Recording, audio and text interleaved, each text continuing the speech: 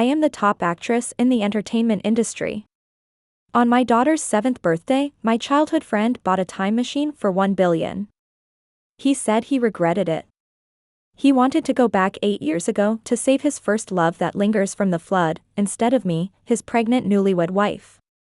So, on this special day, I watched helplessly as my daughter, whom I had cherished for 7 years, disappeared into the passage of time. And he, to celebrate the resurrection of his first love that lingers, set off fireworks throughout the city. When I opened my eyes again, I was reborn 8 years ago, just as the flood was approaching. This time, I kicked David into the water without hesitation. Quietly watching the two of them swim in the flood, they staged a deeply emotional Titanic-like scene. Chapter 1. Ruby. I woke up as if from a dream, sitting up abruptly. I shook hands, placing them on my stomach. Everything around me was so familiar. I had actually been reborn to the night before the flood 8 years ago. My daughter Ruby, on her 7th birthday, was taken away by my husband David, whom I had been with for 8 years, using a time machine worth 1 billion. He said, "Patricia, I am willing to do everything, buy a time machine. As long as I can go back in time, I want to bring Nicole back, she is the love of my life." So, Ruby disappeared from my sight. No matter how hard I searched, I couldn't find her, and no one else in the world remembered her.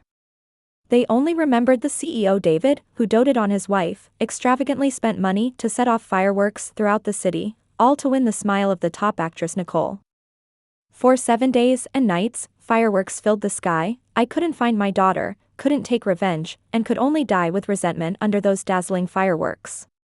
Now, I am back on the eve of the flood. The assistant complained a bit.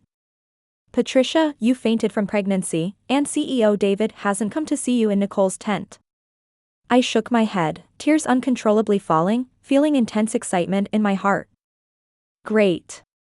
Ruby, this time Mom will definitely protect you." Outside, pouring rain fell heavily, and I immediately grabbed the assistant's hand. "Immediately notify the villagers, evacuate to higher ground, the flood is about to break out, this place will be submerged overnight." 8 years ago, the outbreak of this flood led to the deaths of thousands of people. Since I have been reborn, I will do my best to reduce the loss of those lives. As the assistant was about to leave, I called out to her. "Wait. Do not disturb David and Nicole, first let everyone move to the boat." David.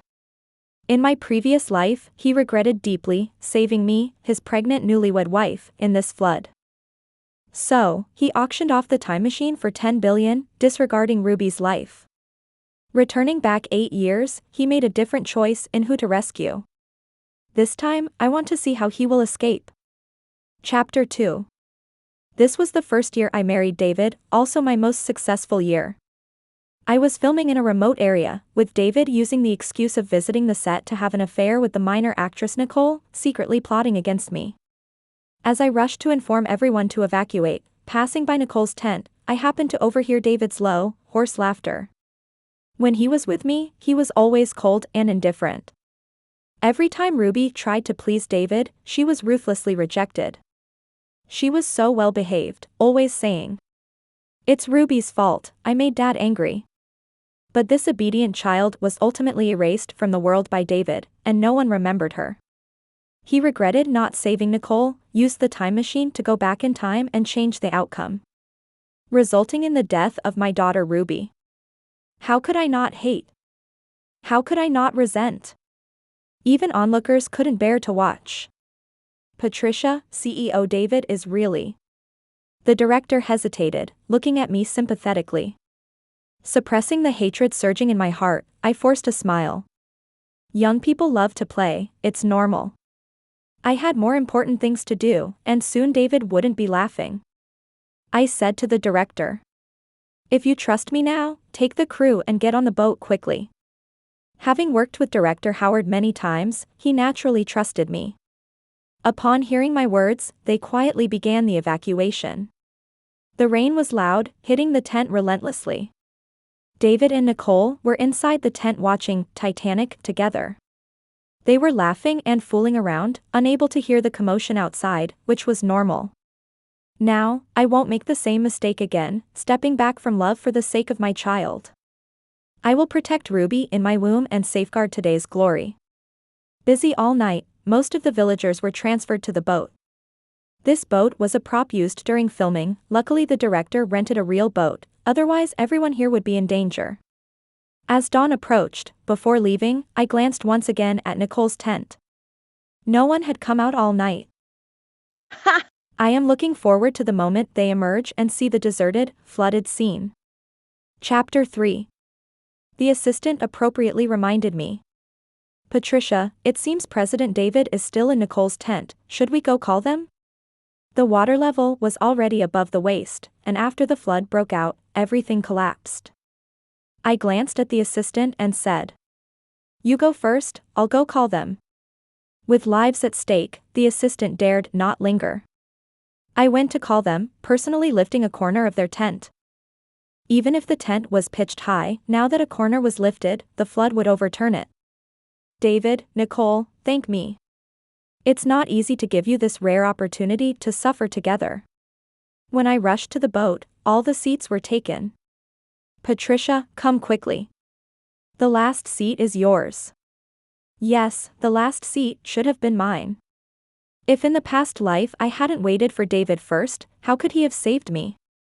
On the boat, I watched David and Nicole hurriedly approaching from afar. At a critical moment, unfortunately, there was no place for them on the entire boat. Chapter 4. The fierce wind and rain swept down. The flood in the remote area, mixed with mud, water, and garbage. David and Nicole floating in the water, embracing each other. Patricia, pull us up quickly. I looked down at David's handsome and delicate face, now in such a miserable state. He has always been noble and proud, untainted by the world, but now he seemed to have fallen to earth. Miserable and pitiful, yet not worthy of sympathy. Trembling, I placed my hand on my abdomen, restraining my anger, and calmly said, "But there's no space here. How do you expect me to save you?" Nicole, like a delicate white flower, nestled in his arms. David, I'm cold. Nicole, don't worry, Patricia will definitely save us. Everyone was watching my husband, the dignified President David, holding Nicole gently and soothing her. Everyone was as anxious as ants on a hot pan. Finally, someone found the last lifebuoy. Patricia, here's a lifebuoy, you can pull President David up with it. Yes. It was this lifebuoy that made David make a difficult choice and regret it for life. Now, I still need to make him choose between two. I handed the lifebuoy to David. Then, I forcibly suppressed the curve of my mouth, and regretfully said, "Too bad, only one can be saved." The people on the boat were all shouting, "President David, quick, use the lifebuoy. This flood is a matter of life and death." Not enough, preparing for the upcoming divorce or widowhood. With a glance, I signaled the assistant to take out the phone and start the live broadcast. The title was set as a real-life Titanic. Spent $100,000 to boost the views, and in an instant, the live stream was trending. At that moment, Nicole suddenly turned red-eyed, tears welling up in her eyes, silently streaming down. "David, I love you. I was willing to selflessly dedicate myself to you, but recently I've been feeling nauseous frequently, probably from that one time 2 months ago." Her words caused a sudden change in David's expression. The entire internet exploded. Yet David below was still unaware of the live broadcast. He indeed began to hesitate. How could this be? Should I lend him a hand? The assistant immediately said, "Oh, President David, the whole internet knows that Nicole is your lingering first love from school. Can you really bear to let her be washed away by the flood? She's so delicate, petite, pitiful, wholeheartedly dependent on you.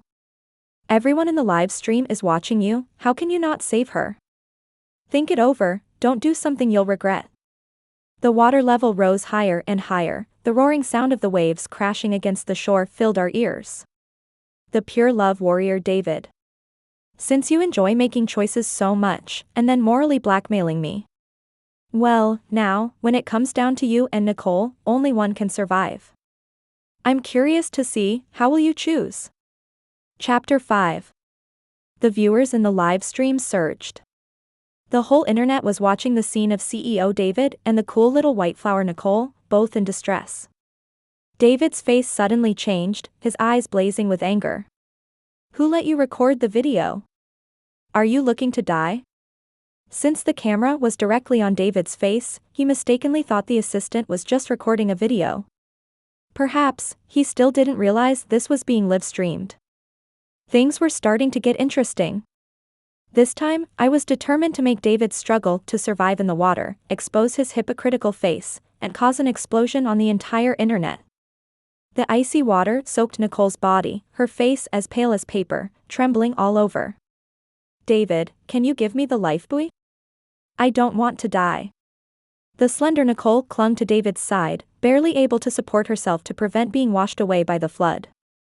I slightly curled the corners of my lips. David, when you yourself become an option, let's see how you choose. As I expected, he couldn't make a decision in a short time. At this moment, the number of people in the live stream had already surpassed 1 million. The entire internet was waiting to see David's struggle to survive, which was more thrilling than a survival show. Under everyone's anticipation, a ruthless and cold voice rang out, heard by everyone on the boat. As long as someone dares to jump down and give up their spot, a reward of 1 million. David, a businessman, was cold and calculating to the extreme. It was as if he was analyzing whose life to buy at a negotiation table. 1 million. Enough to make these ordinary people dazzled. For them, this was an astronomical figure. My expression immediately turned cold. This was bad. David was going to trade lives for his own. His arrogant eyes swept over everyone. Even in this flood, he still exuded the dominance of an elite, along with the superiority he had been cultivating since childhood. 1 million. Enough for you to spend a lifetime. He said disdainfully. Buying your lives is more than enough for me. Chapter 6. The internet exploded. The people on the boat's eyes lit up. But it also sparked public outrage, with all the viewers in the live stream cursing David, the capitalist. David doesn't care about the lives of the people on the boat at all. 1 million for a life, dismantling and selling body parts wouldn't be as heartless. I hate the face of capitalists, so arrogant, just like my boss. Most of the villagers on the boat were getting restless. Some villagers, who were better swimmers, had even taken off their jackets, ready to jump in for the money. I gave a light glance at the assistant. The assistant immediately stopped them, saying, "Wait. Isn't your life valuable? Perhaps you have the luck to earn money, but not the luck to spend it. Moreover, with no evidence, can you trust his words? He hasn't even paid the 1 million, and you're eager to sacrifice yourselves for him? If anything happens, with no proof, it will be your word against his." At that moment, a lightning bolt streaked across the sky, followed by a deafening roar. Everyone fell silent. The joy on David's face instantly faded. In desperation, he raised the amount again. 5 million. 5 million for 2 seats. As long as someone is willing to jump down, 5 million will be transferred immediately. At this moment, David couldn't help but show a hint of panic on his usually calm face. Despite this, he still tightly held onto Nicole's waist, a deep affection visible. Unfortunately, no one believed him anymore. Many villagers were naive, and 1 million was already an astronomical figure for them. 5 million was even more unimaginable. The bigger the offer, the less believable it became. The crew members completely understood David's character. At a critical moment like this, who would really dare to take a risk? So, everyone just touched their noses, scratched their heads, and sat down honestly. President David, you're wasting your effort. What's more important than life? Yeah. The waves are so big right now, who would dare to go down? David's face grew paler, his expression extremely gloomy. However, just at this crucial moment, someone suddenly snatched the lifebuoy from his hand. Chapter 7. Nicole, without hesitation, took the lifebuoy from him and put it on herself. Nicole. You.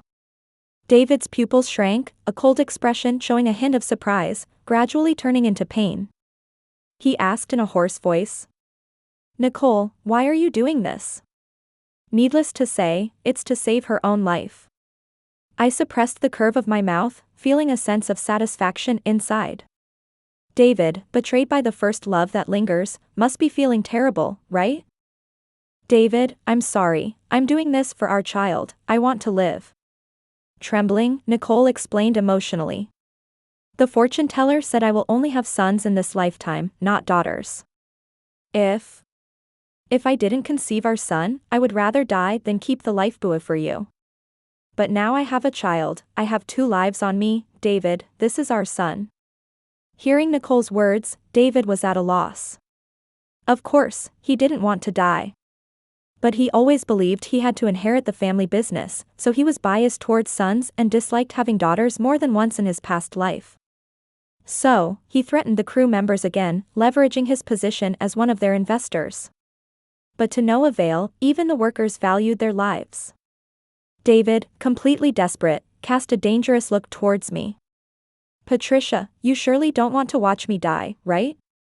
You will save me, won't you? I shrugged, a face full of regret. But I can't save you either. David gritted his teeth, his dangerous gaze fixed on me. No. You can save me. His confident tone sent shivers down the spine. My heart sank, staring at him coldly. I heard him say. You come down, let me go up. Chapter 8. David's tone was so cold, it sent shivers down my spine. Does he really think I like him enough to die for him? I still haven't avenged the hatred from my past life. David, I've given you face, right? Who gave you the face to confidently think I would go down? David's face suddenly changed. He stared at me in shock and said expressionlessly. If it weren't for you visiting me, I wouldn't have been in trouble. In the end, it's still related to you. If something happens to me, you're not innocent either. I once had a beautiful image of David. He was my childhood playmate, a friend, a loved one who was always by my side. But when those filters were removed, David was just David, a person without any halo. Is that so? Did I make you visit Nicole's tent? Everyone knows you often stay out all night, chatting with Nicole about life. I ruthlessly exposed him. You should blame yourself, not me. I already gave you the lifebuoy, but you couldn't hold on to it. What can I do? Save your deep affection for the afterlife, tell it to the king of hell. The viewers in the live stream room were all stunned. Seeing the barrage of comments rolling wildly, I felt relieved and comfortable. After his failed plea to me, David shifted his focus to Nicole. With only one lifebuoy, only one of them could survive. The flood was surging. No one on the ship was willing to come down, and there was only one lifebuoy. David's complex gaze swept over Nicole, his fists clenched in frustration. Chapter 9. David. Tears in her eyes, Nicole looked panicked and bewildered. David, I feel like our child is fading away, he might not make it. David, don't you really want him to live? The only thing that could touch David's emotions was the child. At this moment, he still didn't know that I was carrying his flesh and blood in my belly. But in this lifetime, the daughter belongs only to me, nothing to do with him. As for whether Nicole's son really is David's, it's hard to say. My assistant couldn't help but whisper in my ear. Patricia, Nicole is not like this at all. The CEO David can never outsmart her.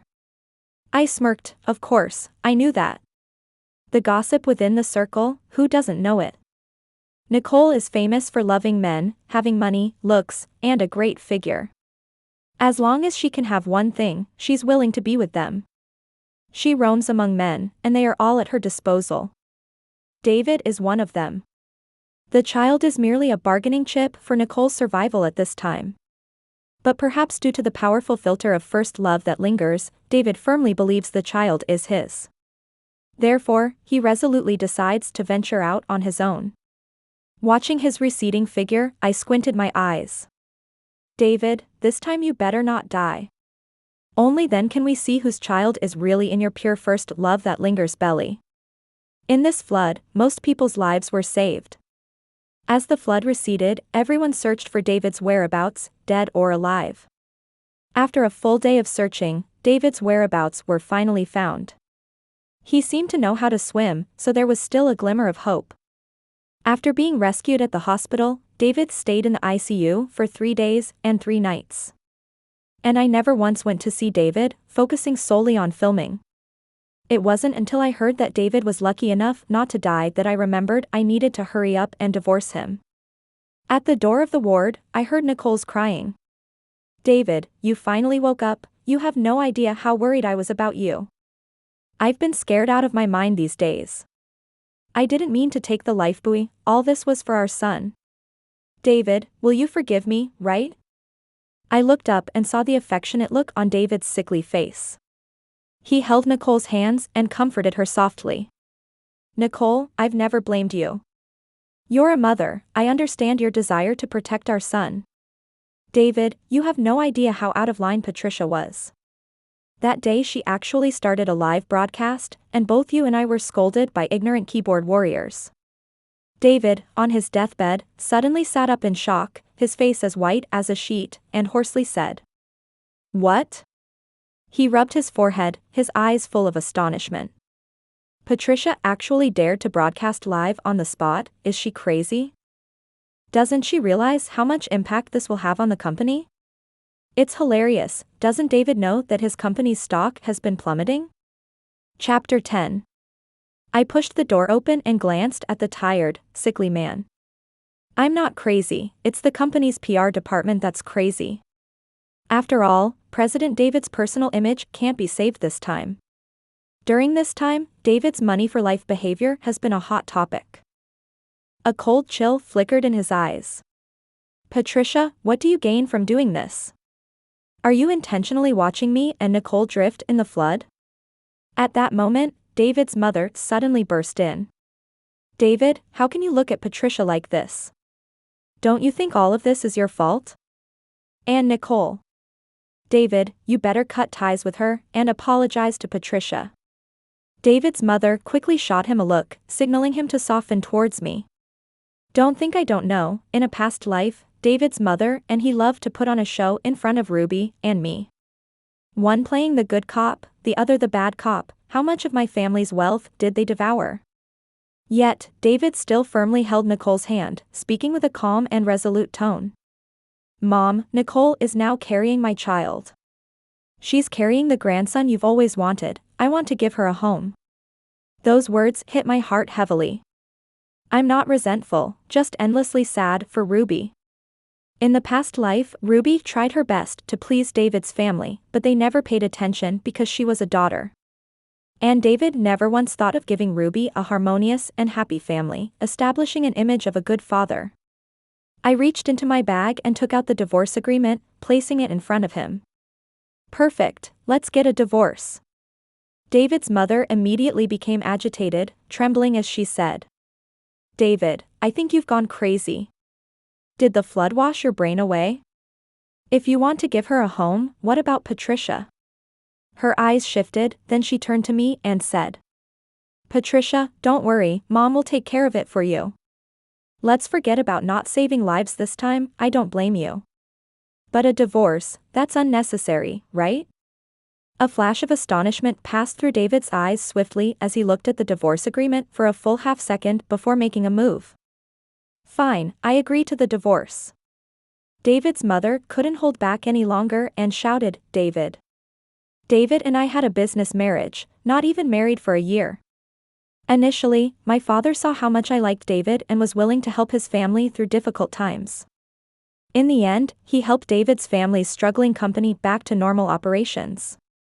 But once we divorce, my family will withdraw stocks and funding. At that point, who knows what will happen to David's company?" Despite his mother's scolding, David still signed the divorce agreement expressionlessly. As he left, I heard him resolutely say, "Even if the company leaves Patricia, so what? My child cannot leave me, Nicole is the woman I truly want to marry, I am willing to give up everything for her and the child." Chapter 11. After a smooth divorce, I focused even more on filming.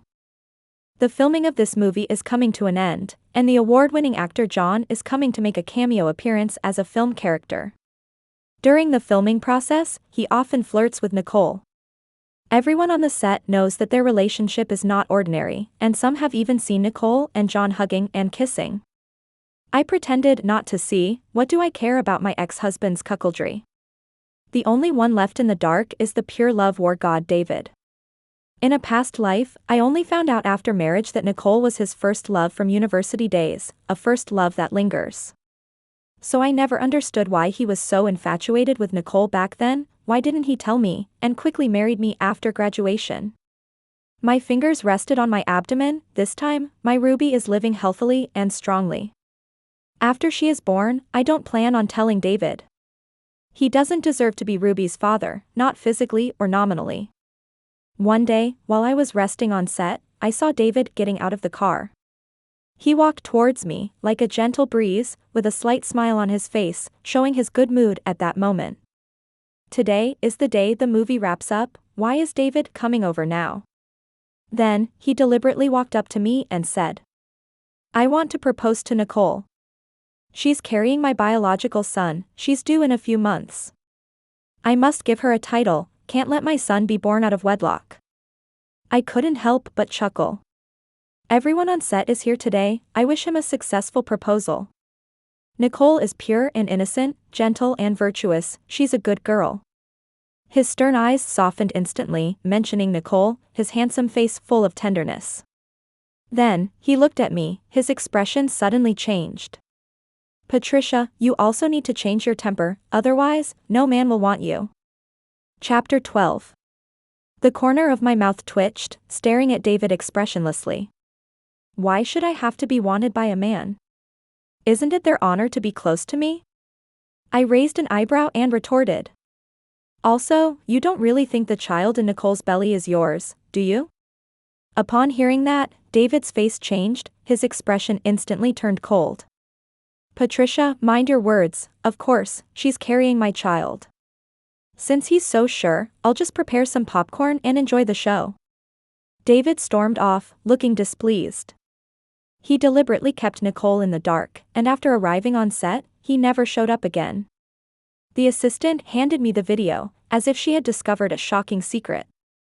"Patricia, I accidentally saw." She whispered a few words in my ear. I raised an eyebrow and smiled at the assistant. The wrap-up scenes weren't finished until late into the night. To celebrate the end of filming, the director intentionally bought a large amount of fireworks and set them off for the celebration. Under the sky full of fireworks, David walked over slowly. He approached Nicole, each step firm and resolute. In the dazzling display of fireworks, he knelt down on one knee, presenting a $1 million ring for his proposal. "Nicole, I didn't know how to please you before, always making you angry. Now I've learned to love. I want to give you a home, give our child a home." The whole crowd fell silent for a moment. They all knew about the relationship between Nicole and John, making this complex love triangle hard to digest. Nicole was at a loss, while John seemed more like a bystander enjoying the show. Every word from David was filled with determination. "Nicole, will you marry me?" Nicole remained silent, her gaze occasionally drifting towards John. In this prolonged silence, David's expression gradually turned anxious. In the tense atmosphere, suddenly the screen behind him lit up, the glaring light capturing everyone's attention. A video started playing on the screen, and Nicole's voice came through. "John, I'm carrying your child. You will love me, won't you?" The entire crowd was shocked. David's initial joy turned into an icy demeanor. He turned abruptly, seeing Nicole and John embracing on the screen. In that moment, his composure shattered completely. Unbelievable. Utter collapse. Chapter 13. In the video, Nicole leaned dependently against John's chest. This affectionate scene felt like an invisible slap harshly striking David's face. And the worst was yet to come. John sneered and asked, "Whose child is in your belly, after all?" "Of course, it's yours. The child is already 3 months old." Whose else could it be? Don't believe those videos online. When the flood happened, of course, I had to lie to that idiot that the child was his, otherwise why would he save me? I almost burst out laughing. Indeed, only in David's wounded world would such things happen. David's eyes turned bloodshot, a hint of sorrow appearing in his gaze. Nicole. So, you've been lying to me all along. This child isn't mine at all. Nicole's eyes reddened, tears slowly falling, in a pitiful and tearful manner. David, I truly love you. I was just playing around with them. Laughable. Who would believe such words? Nicole is now trying her best to please David, while Playboy John seems indifferent. David's failed proposal and the incident under the green grassland, who exposed it, remains unknown. He cheated during his marriage, and after finally divorcing, he ends up being cuckolded. Now, the entire internet is discussing David's affairs. His personal negative news directly affects the company's image.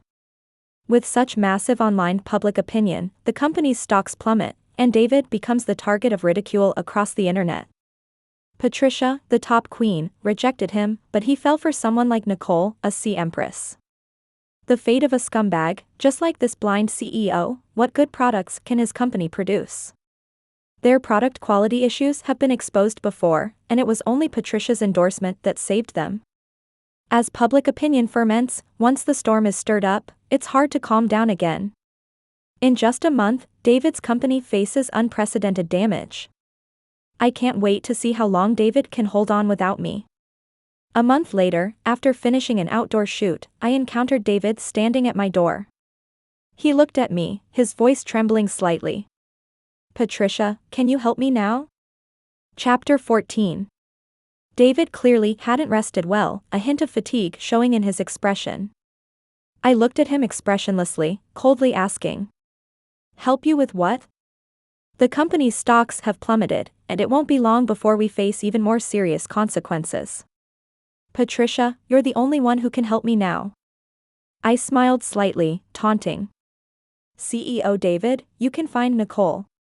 She'll be happy to help you. Only when he's desperate does he think of me. Back when he had fame and fortune, he would have given his heart to Nicole. At the mention of Nicole, David's expression instantly changed. He pursed his lips, suppressing impatience, and calmly said. Patricia, you know that Nicole can't help me. It's only your family's business that can assist me, even if it means merging the two companies, as long as you're willing. It seems David's family company is in dire straits now. Otherwise, the high and mighty CEO David wouldn't come to me with such a request. But I don't want to take over a rotten company. No, I find it dirty. As the words left my mouth, David's pupils contracted, clear annoyance appearing on his handsome face. What do you mean? Literal meaning, not the company being dirty, but you as a person. If I truly help him, I'll be entangled with him endlessly. Instead of that, I'd rather make my own success. Moreover, my family business is thriving. Why should I take over a mess? Since that day, I have never seen David again. My career is thriving, and Ruby in my belly is growing healthily, gradually showing signs of pregnancy. I truly do not want the media to expose my private life too much, but even when I go out, I still get caught by paparazzi. Now, news about my pregnancy suddenly hits the top of the hot search rankings.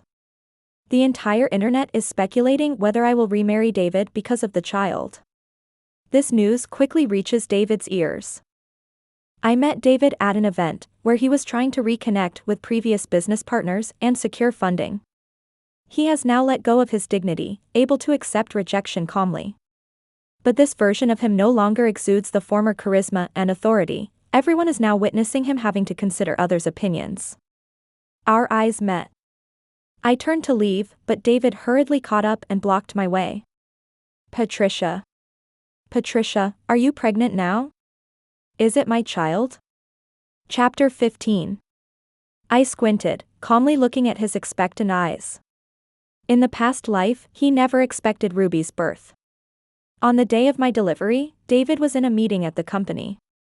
The process of giving birth to Ruby was not smooth. I suffered severe bleeding on the operating table.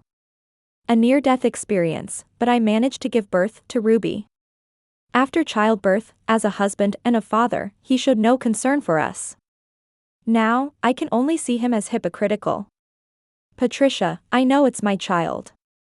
For the sake of the child, forgive me this time. I chuckled, unable to suppress the hatred welling up inside me. When I could no longer bear it, I struck David across the face. A crisp slap. The people at the event turned their attention to the commotion. David turned his face, his eyes cold and filled with anger, lowering his voice. Patricia, did I say something wrong? The child is mine. What's wrong with enduring it for the child? I'll treat you well from now on. Why should I endure it? David, tell me. Why should I endure it? I raised my shoulders, a faint smile playing on my lips, speaking lightly. I have money, I have a career. After the child is born, I can give her the best life. She will be pampered like a princess by everyone. Why should I compromise in front of you? You think too highly of yourself. In the future, the child has nothing to do with you.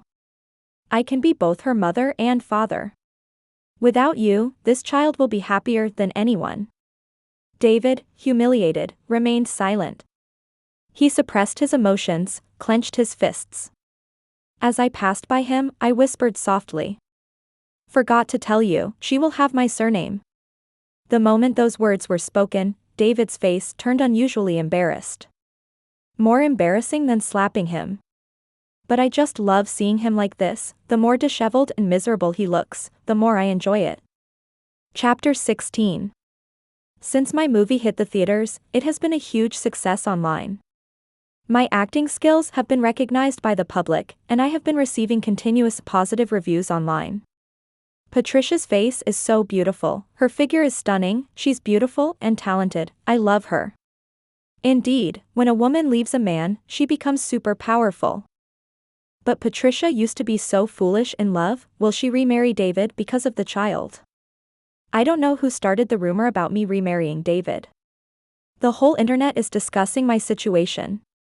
During a movie promotion event, I was asked by reporters again. Will you remarry CEO David? Facing the camera, I calmly replied. I have never thought about remarrying.